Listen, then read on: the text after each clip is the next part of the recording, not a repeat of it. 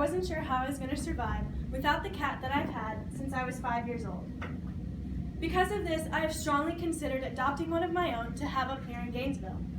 Although I've decided to wait until after college, I'm sure many of you have had this same thought at one time or another. Right now, there are millions of dogs and cats just waiting to be adopted from shelters all across the country. It is time to put an end to puppy mill cruelty and promote adoption as the alternative. By understanding why you should adopt your next pet, the realities of shopping for a pet, and how you can help put an end to puppy mills and their mistreatment of dogs, together we can save the lives of many future family members. I'd like to start off first by showing you the reasons to adopt your next pet. First of all, you're going to get a great animal for half the cost. There are hundreds of happy, healthy pets just waiting to be taken home from shelters right near you. The Alachua County Humane Society says that their pets range from $100 to $200. Now this is more than the average because Alachua County has decided that they do not euthanize any of their animals. So your cost in the adoption fee goes towards taking care of the pet. Also, many times the cost to spay or neuter the animal, microchip, and their first set of vaccinations is all included in the adoption fee. Not only this, but Animals and Society says that taxpayers pay about an average of $100 a year to have control officers pick up and transport stray animals to shelters. By adopting, you will help cut down on the amount of taxes that we pay each year. Not to mention, adopting will help boost your self-esteem, just knowing that you were able to save an animal's life. Margaret DeMello says pets influence our behavior, emotions, and even impact our health. It has been scientifically proven by HuffPost Healthy Living that pets can reduce our amount of negativity, loneliness, and even stress. But most importantly, adopting your next pet will help reduce the popularity of puppy mills and unnecessary breeding.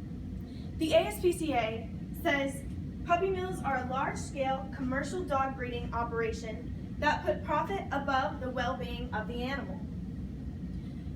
Puppy mills house dogs in overcrowded, unsanitary conditions without proper veterinary care, food, water, or even socialization.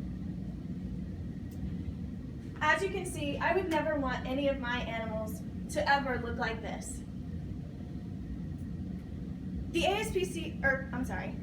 are just a few of the benefits that I really wanted to mention, but now let's look at the realities of shopping for a pet. Oftentimes, people choose not to adopt because it's easier, because they're looking for a specific breed, or they want to know the health history of the animal. Well, I was able to visit the Alachua County Humane Society and see all of the pets that they had just waiting to be given a second chance. You might have a particular dog in mind, but when you see the look in these animals' eyes, you just might have a change of heart. These animals live much better lives compared to those that you see at puppy mills, but nothing beats having a place to call home. Animals being bred for the puppies that you see in your local pet stores endure lonely and unhealthy lives. Have you ever been to your local Petland? The odds are that the dogs that you see in the windows have been purchased from puppy mills. Petland claims that they only buy from breeders with the highest standards, but the Humane Society of the United States has found that they continue to buy from known puppy mills and out-of-state brokers. A newscast done in the Alachua County Humane Society said that they were actually able to rescue nearly 300 dogs from a puppy mill in Arkansas in March that was recently busted. This animal is actually one of them. This dog. I don't know about, let's see. The last thing I want you to do is think about the animals that don't get adopted.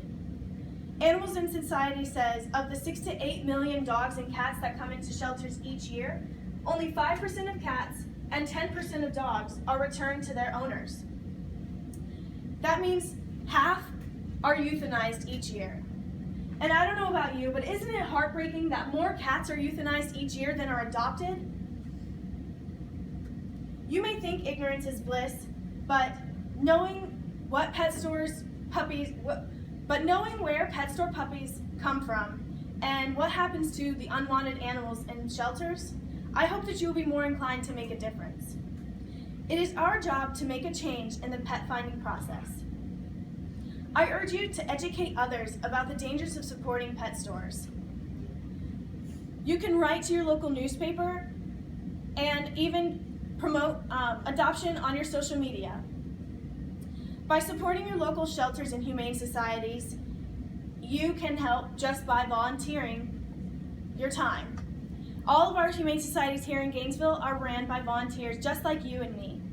And I know many of us are broke and don't have much money, but you can support humane societies just by giving a simple donation of a small bag of dog food or even a toy. I encourage you to talk to your friends and family members that are considering adopting a pet. Let them know the dangers of supporting pet stores and what happens to the dogs that provide the puppies in the pet stores.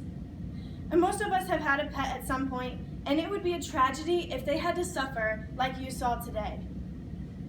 I hope that you will use what you have learned to educate others and promote adoption awareness. Next time you're thinking about adding to your family, think about the benefits of adoption, what really happens behind the scenes at pet stores, and I hope that you will be able to change the mindset of others that are thinking of adopting as well.